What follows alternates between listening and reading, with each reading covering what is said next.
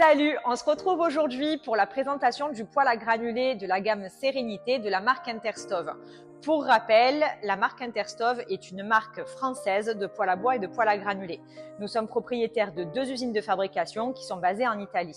Aujourd'hui, je vais vous citer les avantages du poêle à granulés référence Milano et je vous ferai régulièrement des vidéos pour vous présenter les différentes références des poêles à granulés de la marque Interstove. Donc pour le Milano, c'est un poêle à granulés qui mesure 33 cm de profondeur. Il est parfait pour les petits espaces. L'avantage, c'est que vous pouvez directement vous rapprocher du mur d'adossement et pour les encombrements, c'est quand même plus pratique, en sachant que dans le jargon, on appelle ça un poêle couloir, puisque vous voyez qu'on n'a pas d'empiètement important au niveau du sol. On est sur un poêle à granulés qui est certifié étanche. Il a donc une évacuation concentrique sur le dessus de l'appareil. Là aussi pour un gain de place, puisque vous évitez de perdre environ 15 à 17 cm de vide entre l'arrière du poêle et le mur d'adossement. C'est bien sûr un conduit concentrique double flux qui est parfaitement adapté pour tous les poêles étanches. L'avantage de ce poêle également, c'est que vous avez une réserve de granulés qui est déportée sur le côté de l'appareil. En général, sur les poêles à granulés, la réserve de granulés est à l'arrière, ce qui justement augmente son empiètement au sol. L'avantage de l'avoir sur le côté, c'est qu'on peut augmenter sa capacité, puisque sur le poêle à granulés référence Milano, vous avez une réserve de granulés qui peut contenir jusqu'à 25 kg de granulés. Je vous montre, le remplissage se fait ici. Vous relevez la trappe et à l'intérieur, vous voyez la contenance de 25 kg. Ça aura l'avantage de vous rendre beaucoup plus autonome puisque vous aurez moins besoin de recharger l'appareil.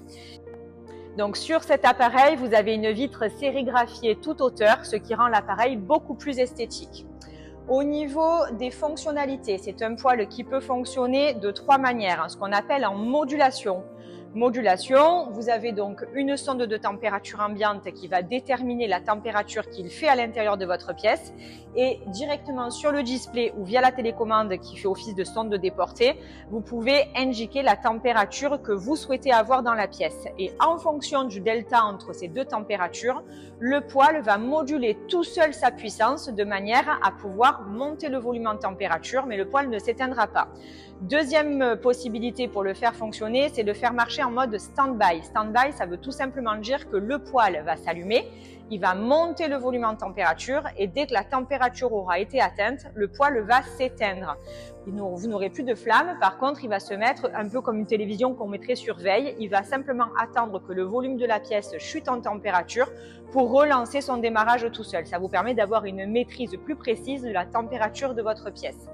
Dernière possibilité, vous pouvez le faire fonctionner via l'application Wi-Fi. Donc le Wi-Fi, c'est tout simplement une application que vous avez sur votre smartphone.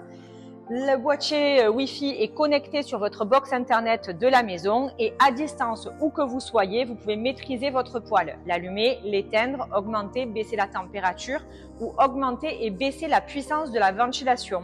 Vous pouvez également voir à distance quelle température il fait chez vous. Concernant la sonde de température ambiante, en général, sur les poêles à granulés, elle se situe à l'arrière de l'appareil. L'inconvénient, c'est qu'on a une température qui est parfois différente de la réalité. Pourquoi? Parce que la sonde se situe autour du poêle. Il va bien sûr faire plus chaud autour du poêle qu'à l'autre bout de la maison. Sur cette gamme d'appareils, vous avez une télécommande qui fait office de sonde déportée, ce qui veut dire que vous mettez directement la télécommande dans la pièce la plus éloignée et le poêle va travailler en fonction de la température qu'il aura constatée dans la pièce la plus éloignée du poêle. Dans cette gamme d'appareils, vous avez un foyer de combustion qui est en fonte.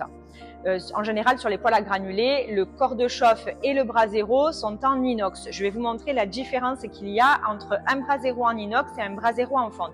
Lorsque nous avons un brasero en inox, ça a tendance à faire un effet de cloche lorsque les granulés vont tomber dans le creuset. Ce qu'on appelle le brasero, c'est l'endroit où la combustion va se faire. Les granulés tombent à l'intérieur du bol et nous avons ici l'arrivée de la bougie d'allumage qui va servir à allumer la flamme.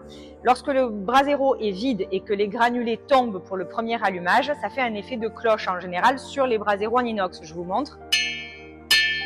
Vous voyez l'effet de cloche.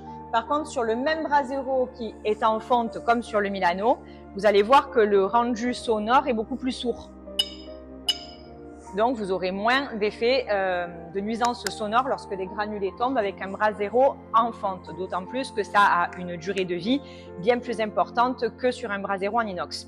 Le corps de chauffe est également en fonte. Il faut savoir que sur ce type d'appareil, vous bénéficiez d'une garantie de 5 ans pièces, main d'œuvre et déplacement lorsque le poêle est installé par Interstove. Et vous bénéficiez également d'une garantie de 10 ans sur le corps de chauffe.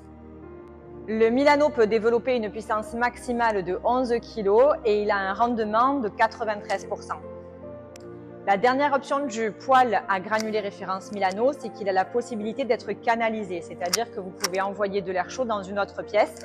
On préconise la pièce adossée à l'endroit où il est installé. Par exemple, si à l'arrière de ce mur, vous avez une chambre ou une autre pièce, il suffirait simplement de percer le mur de derrière pour envoyer une bouche et la chauffer également.